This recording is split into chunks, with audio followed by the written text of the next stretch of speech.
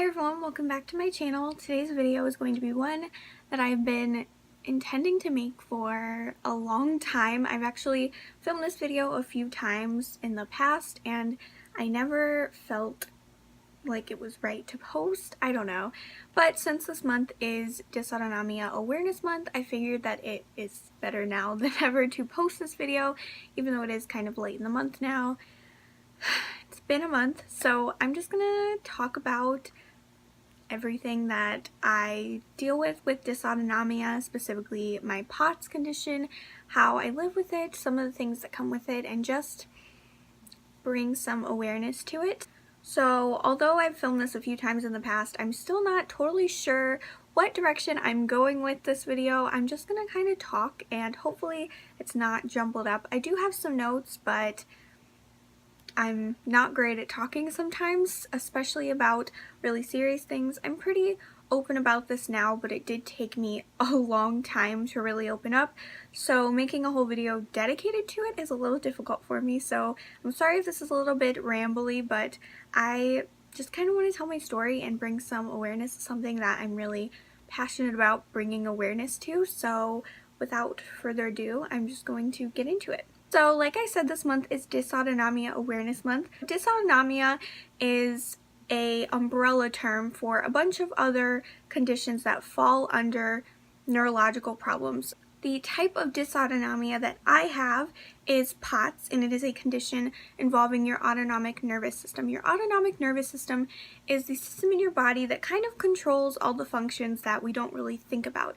It can control your heart rate, your blood pressure, how oxygen gets to parts of your body, how blood gets to parts of your body, all those really important things that you need to carry out everyday tasks and to live your life.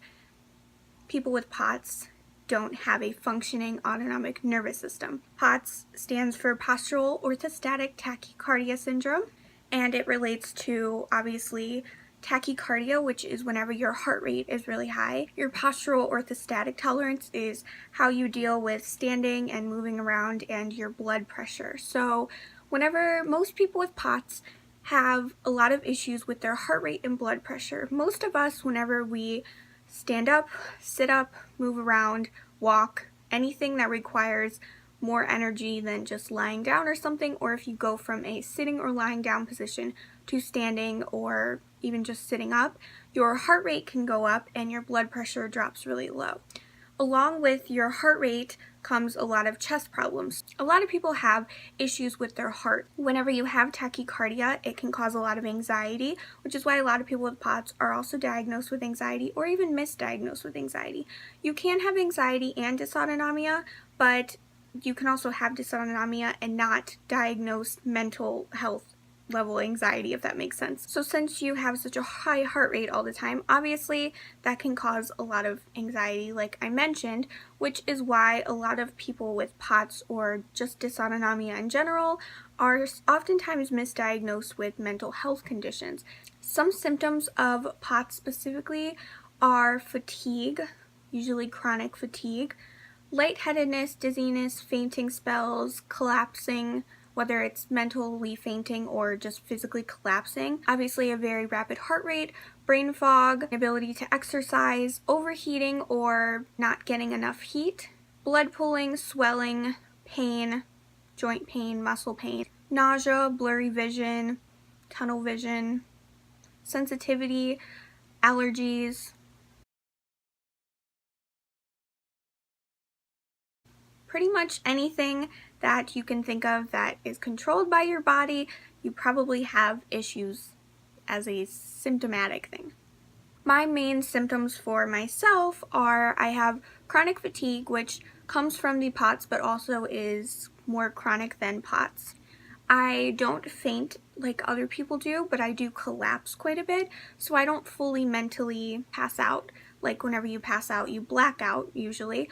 And for me, I don't fully black out, I just collapse a lot because I have a difficulty standing on my own, and any movement at all, if my heart rate spikes really fast and my blood pressure drops, it kind of causes my body to get confused and it can cause me to collapse. For other people, it may cause them to faint or just black out or just get brain fog or blurry vision.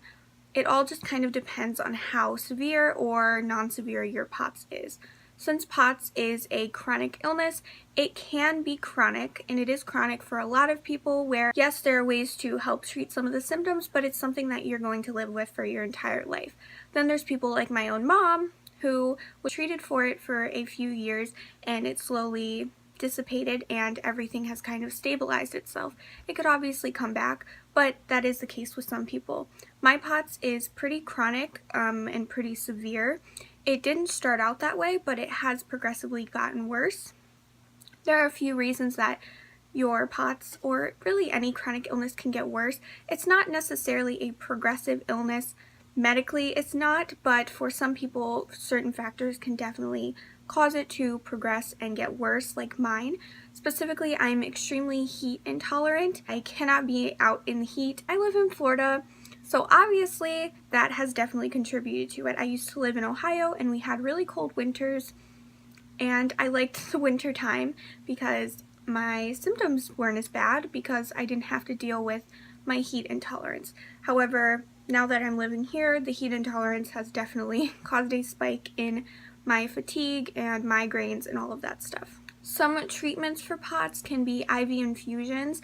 You can get prescription infusions. I get them every once in a while, but I can't get them all the time because not everyone's insurance covers them all the time. I really love infusions. I find that they're the best thing that works for me, but obviously different things work for different people. Another treatment can be beta blockers, which basically cause your blood pressure to rise and your heart rate to drop. To be very careful and make sure that you're monitoring them, because obviously if you're slowing your heart and raising your blood pressure, that is kind of a tricky thing to work around, so you have to be really careful on those types of medications, and I'm supposed to be going on them within the next couple months, so we shall see. POTS is actually an extremely common condition, but since it's not talked about and since a lot of doctors don't learn about it and don't know about it, then people aren't diagnosed. So there are actually millions of Americans who have POTS or have some form of dysautonomia but have no idea and haven't been diagnosed. And that's simply because doctors are not fully educated on it, and a lot of them are not willing to be educated on it. I cannot tell you how many doctors I've gone through that have not even wanted to help me and have said in my face they don't want to help me. So it is a very big battle going back and forth with doctors, but one day you can find a great doctor for you. Some of the doctors that you usually go through whenever you're being treated for POTS or trying to find a diagnosis for POTS are neurologists and cardiologists. Most people start out with a neurologist. I personally started out with a cardiologist because I was born with some heart murmur, I'm pretty sure, and so every once in a while they checked on it anyway. And then whenever I started having my POTS symptoms, that's whenever they really wanted to check on it. For my diagnosis, I was diagnosed at the Cleveland Clinic whenever I lived in Ohio. The Cleveland Clinic are pretty well rounded in POTS, but not enough to really be able to treat it, which is why I was not on medication for the entire time that I was diagnosed with it, and it wasn't until recently that I got on medication. In fact, it wasn't until yesterday.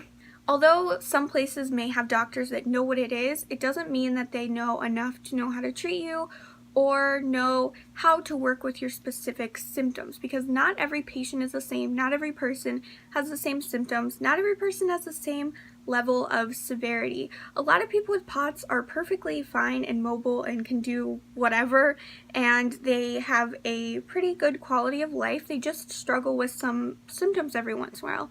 Other people have it very chronic and very severe, and it really impacts their quality of life. So honestly, it really depends. As I mentioned before, since your body doesn't know how to regulate your oxygen in your blood and all of that, your body does not produce enough salt, and salt is one of the things that doctors really recommend for POTS, is to add a lot of salt into your diet.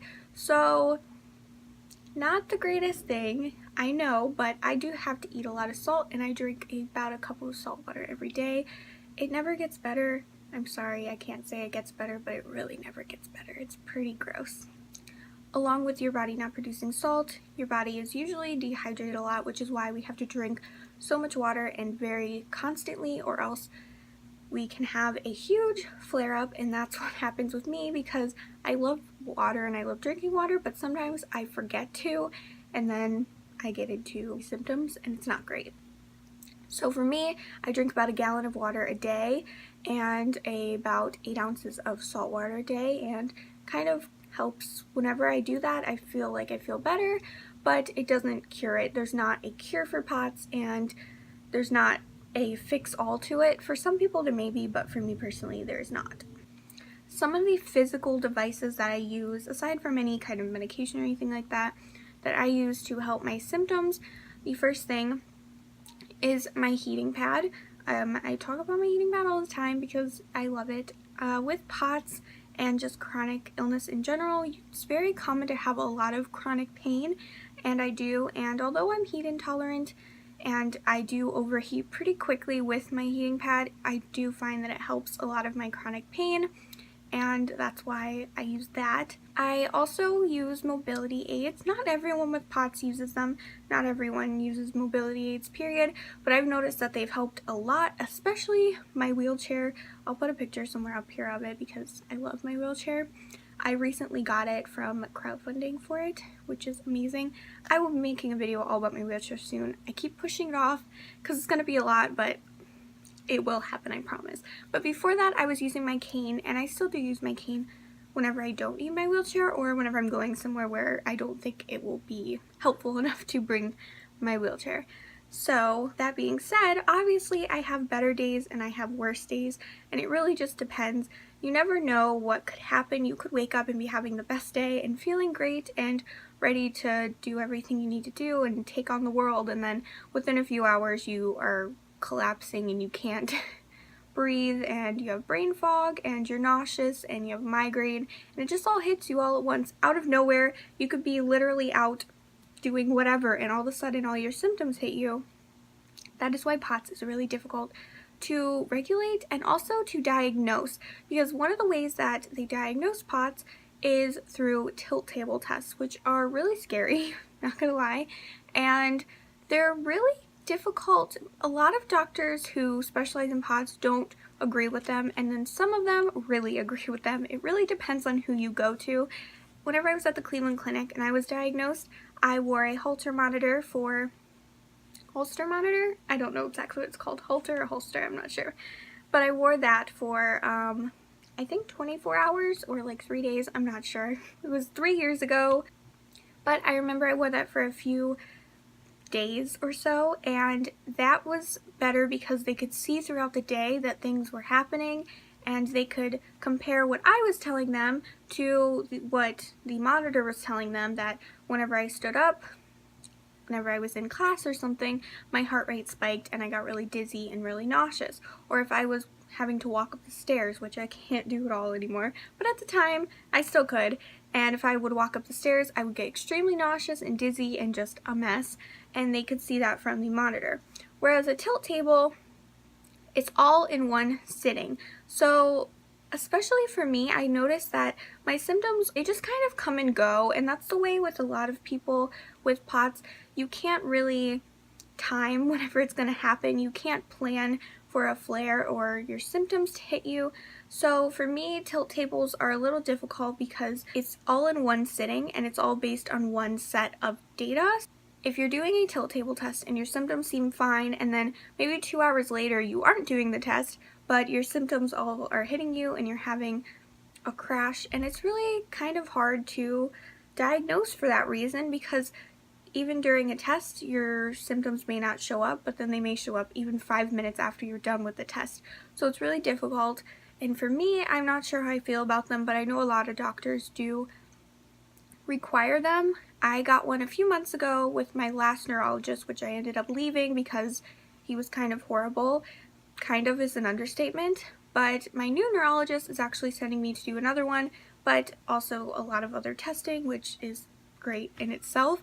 So while I'm getting one done again, and I don't necessarily think that they're the most accurate, they just kind of vary. I've noticed in Florida everyone kind of wants me to get them, whereas in Ohio it wasn't as pressured to get them, and even there my doctor was almost pretty much against them and said that they weren't very accurate. So it really depends where you go, but most people either need to have a tilt table or a holster, and you can't really diagnose it otherwise because POTS can show symptoms of something else. And even my doctor yesterday told me that you can have a lot of the same symptoms as POTS, but it doesn't mean that you have POTS.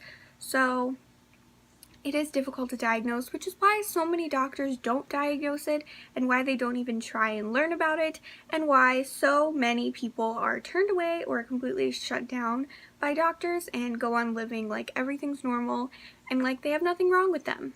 That's not a way to live if you're in pain all the time. So that's why it's so important to spread awareness for this, and why I decided after being in denial for a year that I'm going to start talking about it, because it doesn't do anyone good if I don't, because there's already not enough awareness about it in the world, and me not being able to find a doctor for so long is something that other people deal with and have been dealing with for way longer than me. So to me it was like I should use what I have and kind of make use of it and spread awareness about it. So that is kind of my story and some information about POTS. I'm sorry if it was all over the place, but I wanted to be helpful, but it is kind of hard to talk about because there's so much and it's so different from person to person. But I hope that this is helpful. I remember whenever I was first diagnosed, I went on YouTube and tried to find videos about it and couldn't really find any, and if I did, they were all made by doctors and were a little bit questionable. So I think hearing it from someone's point of view who has it can be really beneficial. So I hope that this video helped you if you've recently been diagnosed, if you know someone who's recently been diagnosed, or you just want to learn about something. I really appreciate you watching this and being here, and I hope that it helped in some way. I think that's everything, so I will see you guys in my next video, whether it is about health or beauty, who knows. But thank you again for watching this, and if you enjoyed it, please give it a thumbs up. That would really help me. For watching this, giving it a thumbs up will help it get recommended to other people, which helps spread awareness about it ultimately, which is what I'm trying to do here. So yeah, if you want to see more videos like this or want to see more of me, I don't know, please subscribe. I'd really appreciate it. And if you have any questions, just leave them below, or you can tweet me.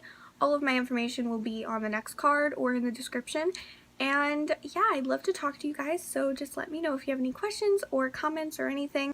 I will see you guys in my next video. Bye. I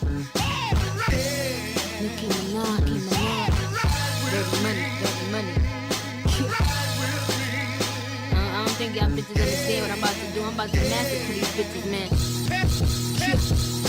man.